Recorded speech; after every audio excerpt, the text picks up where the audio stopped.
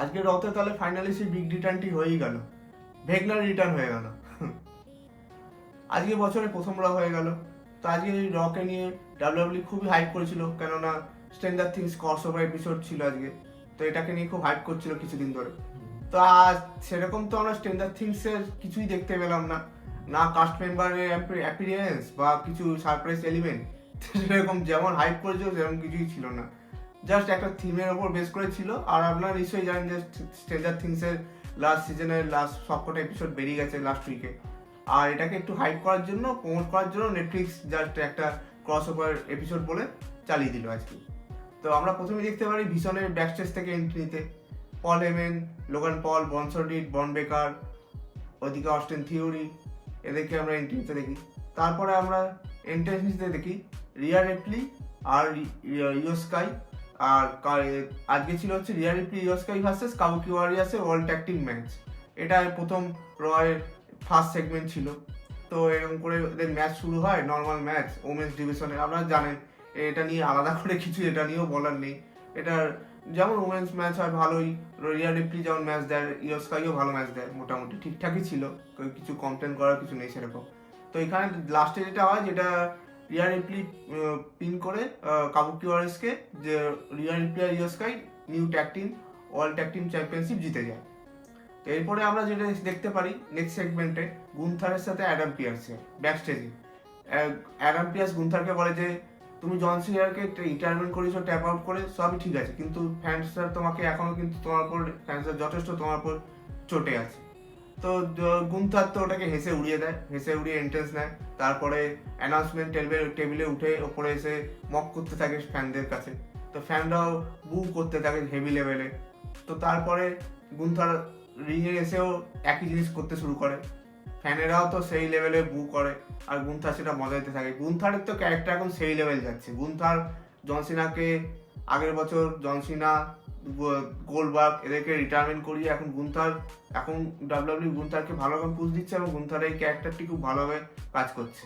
তো এখন গুন্থারের সামনে তারপর এজ স্টাইল আসে, এজ স্টাইলের থিম সং প্লে হয়, এজ স্টাইল এসে ইন্টার করার চেষ্টা করে, কিন্তু গুন্থার এজটাকে কিছুই বলতে চায় না। যতবার বলতে হয় এজের কিছু, গুন্থার বলতে হয় হ্যাঁ জনসিনাকে আমি ট্যাপ আউট করেছি, জনসিনা ট্যাপ আউট করেছে লিটল বিচের মতন, এইসব ভুলে যায়, ট্র্যাশ টকিং করে যায়। এই যে স্টাইল একটা চড়ও মেরে দেয় মাঝখানে, সেখানে তারপরে একটা হেড টু হেড দেখা যায় গুন্থার আর এজ স্টাইলে। এরপরে গুন্থার চলে যায় অ্যাডাম পিয়ার্সের কাছে, বলে যে না আমি একটা ম্যাচ চাই এজ স্টাইলের সাথে, আমাকে এক্ষুনি ম্যাচ দিতে হবে। তো এজ স্টাইল অ্যাডাম পিয়ার্স বলে দেয়, এজ স্টাইলের সামনে এজ স্টাইলে চলে আসে, এজ স্টাইলে এসে বলে যে হ্যাঁ আমিও ম্যাচ চাই। তো পরে নেক্সট রোতে আমরা দেখতে পারবো যে এজ স্টাইল ভার্সেস গুন্থারের ম্যাচ। এরপর আমরা দেখতে পারি যে Becky Lynch versus Maxxine Dupri intercontinental championship match. তো আপনারা নিশ্চয়ই সবাই জানেন যে বেকি লিঞ্চও কিছুদিন আগে ইন্টারকন্টিনেন্টাল চ্যাম্পিয়নশিপ ছিল ওনার হাতে, তো উনি হেরে যান ম্যাক্সি ডুপ্রির কাছে। তো ম্যাক্সি ডুপ্রিকে ডাব্লিউডাব্লিউ পুশ দিচ্ছিল এই কয়েক মাস, তারপর ট্রিপল এইচ তো পুশ দিচ্ছিল, তারপর কিছুদিন পুশ দেওয়ার পর ম্যাক্সি ডুপ্রি রিটেনও করে, 2-3 বার মনে হয় রিটেনও করেছে এর মাঝখানে চ্যাম্পিয়নশিপ। তো আজকে এই ম্যাচে এটা নিয়েও খুব বেশি কিছু বলার নেই, বেকি লিঞ্চ ভালোই ম্যাচ দেয়, সেই মতো আজকেও সেরকম ভালো ম্যাচই দিয়েছে, ম্যাক্সিম ডুপ্রিও ভালো ম্যাচ দিয়েছে।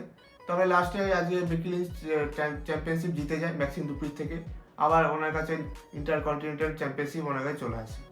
এরপরে আমরা একটা সেগমেন্ট দেখতে পারি জে উসো আর জিমি উসো। আপনারা নিশ্চয়ই জানেন যে আগের সপ্তাহে এজে স্টাইলার ড্রাগন লিকে হারিয়ে নিউ ট্যাগ টিম চ্যাম্পিয়নশিপ জিতেছে জে উসো আর জিমি উসো।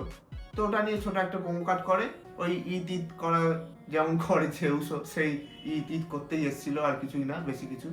এরপর আমরা দেখতে পারি আরেকটি সেগমেন্ট স্টেফানি ভ্যাকুয়ারের থেকে। স্টেফানি ভ্যাকুয়ারকে চেনেন আপনারা নিশ্চয়ই, উনি হচ্ছেন ওয়ার্ল্ড হেভিওয়েট চ্যাম্পিয়ন এখন ডাব্লিউডাব্লিউ।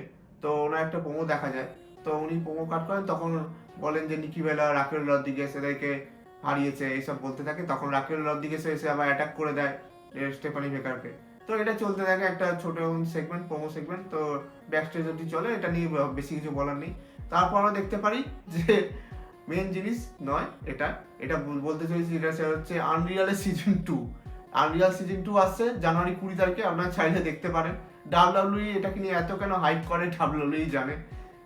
এটা গত বছরের যা পিএলই আর কিছু কিছু ম্যাচের মুভমেন্টস আর রিটার্নস আর এসব নিয়ে আর কি মোটামুটি মূলত সুপারস্টাররা আর যারা আছে এরা এইসব নিয়ে আর কি, যেমন আগে আমরা যে দেখে থাকলে আনরিয়ালের সিজন 1 বুঝতেই পারছেন কি একই ফরম্যাটে হবে, তো 20 তারিখে এটা দেখতে পারবেন। এরপর আমরা আরেকটি দেখতে পারি অ্যানাউন্সমেন্ট, যেটা হচ্ছে জেভন এভান্স, এনএক্সটি রাইজিং সুপারস্টার। আপনারা জানেন নিশ্চয়ই জন সিনা রিটায়ারমেন্ট ট্যুরেও একটা ম্যাচ করেছিল, আর স্ম্যাকডাউন রতেও দু একটা ম্যাচ করেছে এছাড়াও। তো এছাড়া ওই ওনার আজকে জেভন ইভান্স এসেছিল, অ্যাডাম পিয়ার্স অ্যানাউন্সমেন্ট করে দেয় যে সাইন ইন করিয়ে ওনাকে যে রয়ের পার্মানেন্ট, উনি এখন কারেন্ট রোস্টারে ডেলি পারফর্ম করবেন, ডেলি ম্যাচ করবেন। তো আমরা দেখতে পারেন জেভন ইভান্সকে এখন কারেন্ট রোস্টারের পার্ট হয়ে গেল রয়। তো এরপর আমরা দেখি যে আরেকটি উমেন্স ডিভিশনের ম্যাচ, লিভ মর্গান ভার্সেস লাইডা ভ্যালকেরিয়া। এটা নিয়েও আলাদা কিছু কিছু বলার নেই। এই ম্যাচে লিভ মর্গানের সাথে আসে হচ্ছে রক্সান পেরেজ, আর লাইডা ভ্যালকেরিয়ার সাথে রিং সাইডে আসে হচ্ছে বেলি। এটাও সেই রকমই একই রকম চলতে থাকে, ডিস্ট্রাকশন তো হয়, রক্সান পেরেজ আর বেলি ডিস্ট্রাকশনে লিভ মর্গান জিতে যায় এই ম্যাচে, যেমন হয় আর কি। এরপরে আমরা চলে আসি, দেখতে পারি যে বন বেকার আর বাকি মেম্বাররা বনসন লিড, অস্টিন থিওরি প্রিপারেশন নিচ্ছে। বনসন লিড বন বেকার ম্যাচের জন্য, এটা দেখা ছোট একটা সেগমেন্ট। তারপর সিএম পাঙ্কেরও একটা ছোট প্রোমো দেখা যায়, সিএম পাঙ্কও বলে যে আমি যেভাবেই হোক আমি চ্যাম্পিয়নশিপ রিটার্ন করবো, তো এইভাবে বলতে থাকে। তো এই একটা ছোট প্রোমো সেগমেন্ট হয়ে যায়। তারপর মেইন ইভেন্ট শুরু হয়। মেইন ইভেন্টে প্রথমেই আমরা বন বেকার আর পল হেভেনের এন্ট্রি নিতে দেখা যায়। এরপরে আমরা সিএম পাঙ্কের এন্ট্রিও দেখি। তো বন বেকার, ব্যাডাস বন বেকার, আপনারা সবাই জানেন ভালো ম্যাচ দিচ্ছে এখন, ওনাকে পুশও দেওয়া হচ্ছে। তো ম্যাচ ভালোভাবেই শুরু হয়। এই ম্যাচ নিয়ে বলবো যে এই ম্যাচে ঠিকঠাকই ছিল, ম্যাচটার টাইমিং নিয়েছে, মোটামুটি টাইম নিয়ে ম্যাচে সময় দিয়েছে, তাহলেও খুব বেশি করেনি। তবে আমরা একটা জিনিস জানি যে সিএম পাঙ্কে খুব তাড়াতাড়ি গ্যাস পুড়িয়ে যায়। এরপরে তো ম্যাচ কন্টিনিউ শুরু হতে থাকে, এরপরে ম্যাচ কন্টিনিউ চলে। তো বন বেকার যেমন স্পিয়ার মারে, আপনারা জানেন রাউন্ড হয়ে সার্কেল করেছে একটা স্পিয়ার মানে প্রথমে, তারপর এরকম করে চলতে থাকে ম্যাচ। তো এখানে একটা ছোট বচও দেখা যায় সিএম পাঙ্ক আর বন বেকারের মধ্যে, যেটা হচ্ছে বচ বলতে এটা স্টাইনার যে মুভ আছে, স্টাইনার সেই মুভটা মারতে যায় বন বেকার। তো সেই মুভটা মারার সময় রিং সাইডের ওপর উঠে সিএম পাঙ্ককে ধরে নেওয়ার কথা, রিং সাইডের ওপর উঠে মারতে যায়, যেটাকে সিএম পাঙ্ককে নিয়ে উল্টে, সেটা সিএম পাঙ্ক কোনো কারণে মিস করেছে, বন বেকার রিং সাইডে পড়ে যায়। ভাগ্যবশত বন বেকারের কোনো ইঞ্জুরি হয়নি বা চোট লাগেনি। তো তারপরে ম্যাচ এইভাবে আরো কন্টিনিউ হতে থাকে। তো আপনারা জানেন যে ডিস্ট্রাকশন তো আছেই, পল হেভেন ডিস্ট্রাকশন করে দিয়েছে প্রথমে, তারপরে সেটা ডিস্ট্রাকশন করার পর পল হেভেন বন বেকার একটা সুযোগ নেয়, স্পিয়ার মারে, তখনও কিক আউট করে দেয় সিএম পাঙ্ক। এরপর আমরা দেখতে পারি কন্টিনিউ ম্যাচ চলতে থাকে। এখানে সিএম পাঙ্কও এসটিএফ দিয়েছে অনেক, তারপর এরকম অনেকগুলোই দিয়েছে, কিন্তু বন বেকারকে দেখা যায় যে রোপ ব্রেক করে দিচ্ছে। তারপর এইভাবে আরো চলতে থাকে ম্যাচ। এরপরে ডিস্ট্রাকশন করতে আসে হচ্ছে, আপনারা জানেন যে কারা আসবে, Bronson Reed, Logan Paul, Austin Theory, এরা চলে আসে ডিস্ট্রাকশন করতে। ওই সময় একটা সময় সিএম পাঙ্ক ভুলবশত রেফারিকে মেরেও দেয়। এবার জানেন আপনার রেফারিকে মারলে কি হয়, ওই সুযোগ নিয়ে অস্টিন থিওরি একটা স্টম্পও মেরে দেয় সিএম পাঙ্ককে। তারপর আমরা দেখতে পারি যে বন বেকার ওই সুযোগ নিয়ে পিন করতে চলে যায় সিএম পাঙ্ককে, কিন্তু সিএম পাঙ্ক ততক্ষণে রেফারি চলেও আসে। রেফারি চলে আসার পর কি করে কাউন্টিং শুরু করে দেয়, কিন্তু কিক আউট করে দেয় সিএম পাঙ্ক। তারপরে এইভাবে চলতে থাকে। তারপর দেখা যায় যে ওদিক থেকে আসতে শুরু করে হচ্ছে রে মিস্টিরিও, ড্রাগন লি, আর ওদিকে পেন্টা, এরা এসে তো বনসন লিড, লোগান পল আর এই অস্টিন থিওরির সাথে বল করতে করতে অডিয়েন্সের দিকে চলে যায়। তো আবার ম্যাচ কন্টিনিউ চলতে থাকে এইভাবে। ম্যাচ মোটামুটি ঠিকই চলছিল। তারপর আবার সেকেন্ড একটা পল হেভেন আবার ইন্টারাপশন করতে যায়, ডিস্ট্রাকশন করতে যায় সিএম পাঙ্ককে। সিএম পাঙ্ক তো এবারে মেরেই দেয় পল হেভেনকে। পল হেভেন তো রিং সাইডের বাইরে পড়ে যায়। তো তারপরে ওর বন বেকার করে কি, রিংয়ের আউটসাইডে গিয়ে সিএম পাঙ্ককে টেবিল শট মারার চেষ্টা করে। তো সেখানেও মারার পরেও সিএম পাঙ্কের কামব্যাক ছিল, সিএম পাঙ্ক তাতেও কিছু সেরকম ইয়ে হয়নি। এরপরে আমরা দেখতে থাকি যে ম্যাচ ক্রমশ চলতে থাকে এইভাবে। কিক আউট তো প্রচুর হয়েছে এই ম্যাচে। তারপরে একটা ভালো মুভ দেখতে পারি, যেখানে বন বেকার রিং সাইডের উপর থেকে টপ রোপ থেকে একটা লাভ মারে টেবিলের উপর, আর সিএম পাঙ্ক বাইরেই ছিল তখন। আর ওই টেবিল শুদ্ধ ভেঙে পড়ে, টেবিলের উপর ভেঙে পড়ে সিএম পাঙ্ক। তো আমরা ভাবি সিএম পাঙ্ক তো গেল, শেষ। সিএম পাঙ্কের তো জুতোই ছিঁড়ে যায়, দেখা যায় যে জুতো খুলে গেছে, জুতো খুলে বেরিয়ে এসছে। ওটার সুযোগ নিয়ে আমরা তখন ভাবি যে ব্রন বেকারের কাছে সত্যি টাইটেল চলে যেতে পারে, এরকম একটা করছে নাকি, আমরা ওই সময় মনে হয়েছিল। কারণ সিএম পাঙ্কের সেই সময় একদম লাস্টে কিছুই ছিল না তখন। তো তারপর ওই সময় ব্রন বেকার যখন স্পিয়ার মারতে যায় তখন সিএম পাঙ্ক একটা ট্যাকেল করে দেয়। তো ট্যাকেল করার পর ব্রন বেকারকে ওই সময় একটা জিটিএস কিক করে সিএম পাঙ্ক পিন করে দেয় ব্রন বেকারকে।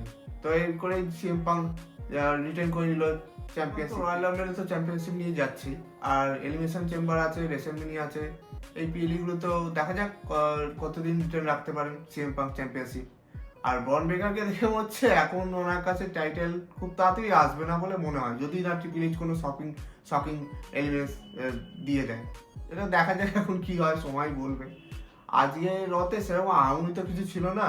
স্ট্রেঞ্জার থিংসের নাম করে স্ট্রেঞ্জার থিংসের কোনো ক্যারেক্টারও ছিল না, কোনো কাস্ট মেম্বারকেও আজকে দেখা যায়নি। যেভাবে হাইপ করেছিল আজকে স্ট্রেঞ্জার থিংস ক্রসওভার এপিসোড বলে বছরে নেটফ্লিক্সের অ্যানিভার্সারি 1 year র, সেরকম কিছুই ছিল না আহামরি। উইমেন্স ম্যাচ এইসব নিয়েই যেমন অ্যাভারেজ র হয় জানেন আপনার, আগের বছরও হয়েছে, এই একই টাইপের অ্যাভারেজ র ছিল এটা। মোটামুটি, আমার খুব ভালো বলবো না, খুব খারাপও বলবো না, মোটামুটি ছিল আজকের র। আর আজকের রতে তো কোনো সারপ্রাইজ রিটার্নও দেখতে পেলাম না। রোমান রেন্স তো হলিডেতে ছুটি কাটাচ্ছেন এখনো, ওনার তো সারা বছরই হলিডে চলে, তো রোমান রেন্সের এখনো হলিডেই চলছে। ব্রক লেসনারেরও রিটার্ন দেখা গেল না আজকে। আর ক্রিস জেরিকো তো ছেড়েই দিন, ক্রিস জেরিকো অনেকে বলেছিল ক্রিস জেরিকো আজকে রিটার্ন করতে পারে রতে, ওটাকে নাই ভালো করেছে, ওটা না করেই ভালো করেছে। কারণ ক্রিস জেরিকোর মতন বড় সুপারস্টারকে রয়্যাল রাম্বল বা অন্য কোনো জায়গায় রিটার্ন করানোই বেটার হয় বলে মনে হয়। তো আপনারা জানাতে পারেন আপনাদের র কেমন লেগেছে, আর আপনারা এই ভিডিওটি সম্পর্কে যদি কোনো মতামত দিতে চান বলতে পারেন। এই দেখুন ঘড়ি কাটা বেজে গেছে আপসাইড ডাউনে, আমার যাওয়ার সময় হয়ে গেছে। আরে ডেমো ডগ, ডেমো ব্যাট, তোমরা ডেমো ব্যাট কোথায় ছিলে তোমরা? হ্যাঁ, যখন ভেগনার লড়াই করছিল তোমরা কোথায় ছিলে? তোমরা কোনো কাজের নও, তোমরা কোনো কাজের নও। সেই আমাকেই যেতে হবে আপসাইড ডাউনে। হ্যাঁ, আমাকেই এখন গিয়ে দেখতে হবে আপসাইড ডাউনে। ঠিক আছে, আমি যাচ্ছি, দাঁড়াও। আপনারা শুনলেন তো, আমি আমার যাওয়ার সময় গেছে আপসাইড ডাউনে। আপনারা চ্যানেলটিকে লাইক, শেয়ার আর সাবস্ক্রাইব করবেন কিন্তু অবশ্যই।